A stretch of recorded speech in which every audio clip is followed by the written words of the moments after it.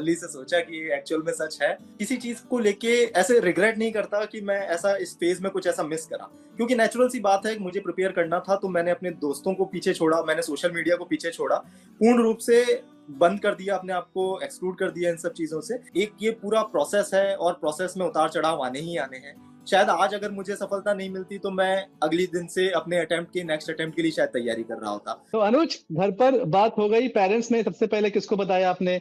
Mummy या पापा का रिएक्शन क्या रहा? घर पे हम तीनों ही थे, मम्मी और पापा और मैं साथ में थे। तो नेचुरल सी बात है, फर्स्ट रैंक जैसे ही देखी तो मैं चिल्लाया जोर से कि पापा मैंने टॉप कर लिया है। तो हम तीनों बैठ के आराम से जमीन पे बैठ के थोड़ा तसल्ली से सोचा कि एक्चुअल में सच है। फिर उसके बाद भगवान को धन्यवाद बोला और उसके बाद फिर भाई को फोन किया। अनुज, आज आपकी स्टोरी पूरा देश देख रहा है, युवाओं के लिए आप एक इंस्पिरेशन बन चुके हैं। थोड़ा बताइए कि बैकग्राउंड क्या था आपका, आपने पढ़ाई किस चीज की शुरू की थी? क्या 12th के बाद से ही यूपीएससी की तैयारी शुरू हो गई थी या उसके बीच में कुछ और आपने किया? जी सर। सर मैं 12th के बाद ग्रेजुएशन करा है सर, एमबीबीएस एम्स जोधपुर से। अरे, और जी सर। और उसके बाद सर मेरा फर्स्ट अटेम्प्ट ही यूपीएससी का 2023 में मैंने दिया था। तैयारी सर मैंने काफी पहले से, मतलब जिस टाइम मैं कॉलेज में था उसी समय से थोड़ा सा रुझान सिविल सर्विसेज की तरफ चला गया था। और प्रॉपर तैयारी मैं कहूंगा तो इंटर्नशिप में जितना मुझे टाइम अपने पास स्पेयर कर पाता था, तो तब से मैंने थोड़ा सा सीरियस मोड में तैयारी चालू करी थी। 2023 में ही मेरी इंटर्नशिप कंप्लीट हुई और 23 में ही मैंने पहला अटेम्प्ट अपना दिया था। फॉर्चुनेटली मुझे 23 में डेनिक्स, जो कि सेम पेपर कंडक्ट करवाता है, उसी में मुझे हम्म। एलोकेट हो गई थी। अभी मेरी प्रोबेशन चल रही है डेनिक्स की। और थर्ड अटेम्प्ट में मैं अभी इसमें फर्स्ट रैंक मुझे मिली है यूपीएससी 2025। अनुज, अब ये और भी इंटरेस्टिंग हो गया है। आप डॉक्टरी कर रहे थे और डॉक्टरी करने के साथ साथ यूपीएससी की आपने तैयारी की, यूपीएससी आपने क्रैक भी कर लिया है। ये आपका दूसरा अटेम्प्ट था? ये मेरा तीसरा अटेम्प्ट था सर। तीसरा अटेम्प्ट था। तो डॉक्टरी पढ़ने के साथ साथ, प्रैक्टिस करने के साथ साथ समय कैसे निकालते थे? हम देखते हैं कि डॉक्टर्स की लाइफ तो वैसे ही इतनी हेक्टिक होती है, 12-12 घंटे, 18-18 घंटे आप लोग काम करते हो। कैसे पूरा टाइम टेबल बना था, कैसे चीजें आप मैनेज कर रहे थे? एक्चुअल में जो मेरा प्रैक्टिस का फेज था, इंटर्नशिप था, उसमें मैं अपने आप को बहुत फॉर्चुनेट मानता हूँ कि जो मेरे सीनियर्स थे, मेरे जूनियर्स थे, मेरे बैचमेट सबसे इंपॉर्टेंट, जिनने वर्क अलोकेशन में काफी मदद करी, जिनने मदद करी कि मेरे पास टाइम रहे ताकि मैं थोड़े पढ़ने में टाइम निकाल पाऊँ। और इसके अलावा सर घर पे, इसके जब मैं इंटर्नशिप के बाद मैं घर से प्रैक्टिस करने आया, घर से तैयारी करने के लिए आया था, तो पूर्ण रूप से सहयोग घर वालों ने दिया ताकि पूरी प्रायोरिटी मेरी मेहनत रह सके। और इसी की बदौलत आज सक्सेस हाथ लगी है सर। मैं समझ रहा हूँ कि आपके पास टाइम नहीं है, इसलिए आप बहुत साधारण शब्दों में अपनी कहानी बता रहे हैं, लेकिन हम समझ रहे हैं कि आपकी कहानी आज साधारण बन चुकी है।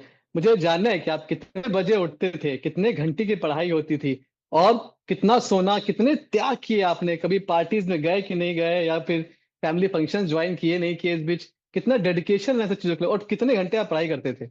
ये सवाल हर उस छात्र का भी होगा जो तैयारी कर रहा है यूपीएससी की। जी सर।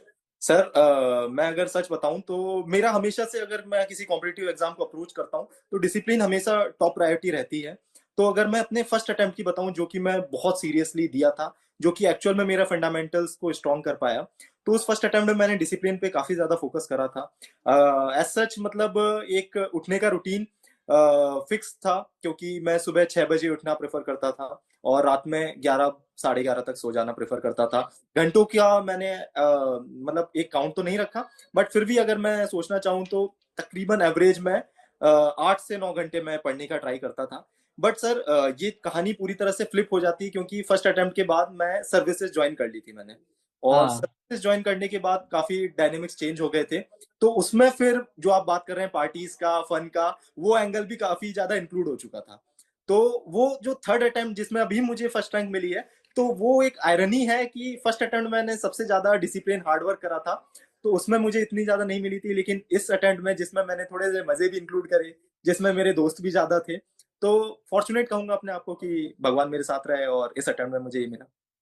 तो मुझे लगता है कि फिर यहाँ पर एक सवाल बड़ा इंटरेस्टिंग हो जाता है कि वो क्या चीजें जो आपने मिस करी इस प्रिपरेशन के दौरान, और अब जब रिजल्ट पूरी तरीके से आपके पक्ष में है तो आप क्या वो चीजें करना चाहेंगे? चाहे वो घूमना हो या कुछ अच्छा खाना हो, क्या चीजें करना चाहेंगे?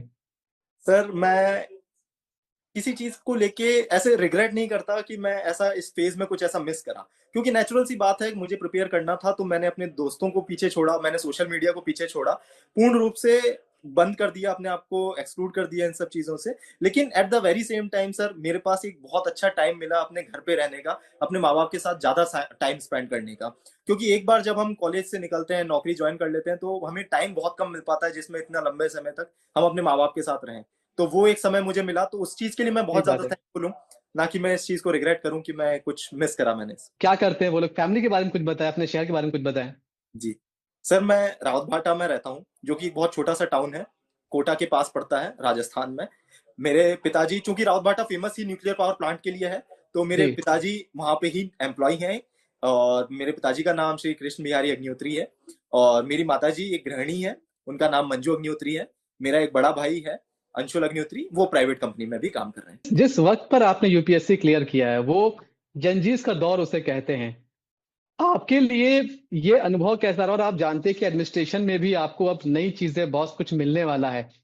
क्या आपको सोशल मीडिया ने, क्योंकि जंजीस सीधे कनेक्ट था सोशल मीडिया से, आपकी यूपीएससी की तैयारी में क्या सोशल मीडिया का कोई रोल था? सर, मैंने सोशल मीडिया के लिए एक सोशल मीडिया ऐप जरूर मैंने डिलीट नहीं करी थी, बाकी सारी डिलीट कर दी थी। मैं ट्विटर को जरूर फॉलो करता रहा, जो कि एक्स हाँ। अभी बन चुका है।